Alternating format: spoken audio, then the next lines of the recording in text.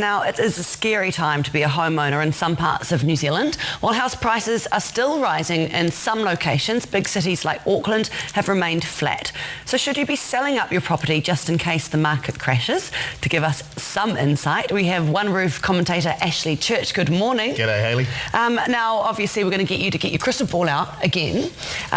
Should people be selling now just in case the market crashes? Yeah, so what's really much brought this about over the last few days is there's been some media around people in Auckland who have sold properties for less than they paid for them a couple of years ago.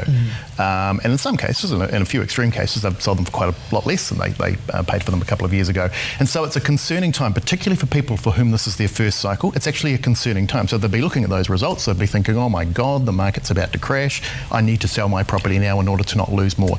So my argument would be, look, this is a very normal part of the cycle. There's nothing unusual about what's happening at the moment. Don't be concerned. Don't panic. This is just a process that we go through as part of that 10-year cycle. So you want, if you can, ride it out. Yeah. So there's a couple of situations. If you're in a position where you don't have to sell and you're simply thinking about selling because you're looking at the market and thinking, well, I need to sell now. My suggestion to those people would be don't, because you don't need to. The market's going to do what it always does, which is it will be flat for another couple of years, then it will start to pick up and it will do the same thing that it always does. It's slightly different if you're in a position where you do actually need to sell, and there are some people for all sorts of reasons. They're moving, their families are getting bigger, so they need to sell. What do those people do in a flat market? What do they do? So I've got some suggestions around some of the things that I think they need to do in order to make sure that they maximise their position. Hit us. Okay, so the first one is use an agent. And I know it's tempting during flat markets to say, well, I'll cut the agent out because that'll cut out 20 or 30 grand and I can save myself some money. And that's a very tempting proposition. The problem with that is that whether we like it or not, being an agent's actually a specialist profession, and unless you've got that skill, you really need to actually engage those people. So that's the first one. The second one is, and this is counterintuitive to a lot of people, but is to actually know what your house is worth. And I don't just mean asking the agent. With all due respect to agents with their appraisals, there's some vested interest in those appraisals. Go and get a registered valuation. Go and talk to a valuer and actually get a proper valuation. It'll cost you a little bit of money, but you'll then go into the process knowing exactly what you should expect to sell your house for. So it's a powerful bit of information to actually help you in that space. Excellent. The third one is give yourself as long as possible to sell. So it's taking longer now in Auckland, and it will in other parts of the country as they come out of the boom, to actually sell a property. So give yourself as long as you possibly have. Don't put yourself in a situation where you've got to make a rash decision because you're up against some sort of artificial deadline that you've created for yourself. Right. The next one would be, and this is going to incur the wrath of half of the real estate agencies in the country, but don't sell by auction. Auctions are a fantastic tool when the market's hot because they basically bring competition into one room and they channel it.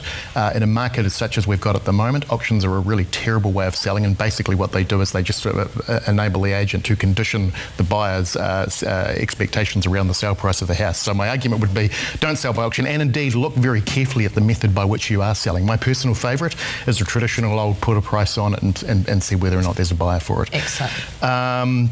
Present your home as well as possible. Of course. If there's anything that's going to stick out to you as the owner of the property, it's also going to stand out to somebody who's looking at buying it, so you don't want to give people a reason not to buy.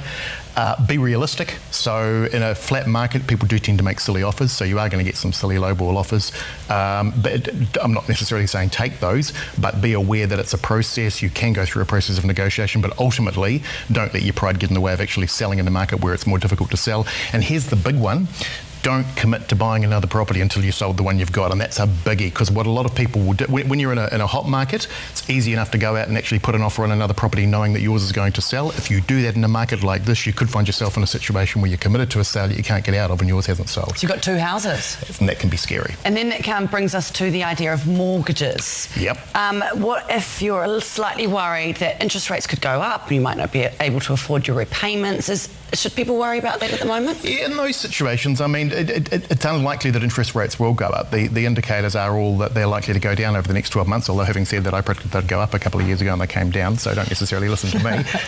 But it's unlikely that they'll go up. But if you are in a situation, for whatever reason, lost your job, your circumstances have changed where there is a little bit of pressure on you around payments, the first thing you need to do is go and talk to your bank and go and talk to them early. Go and talk to them before it actually becomes a problem. Right.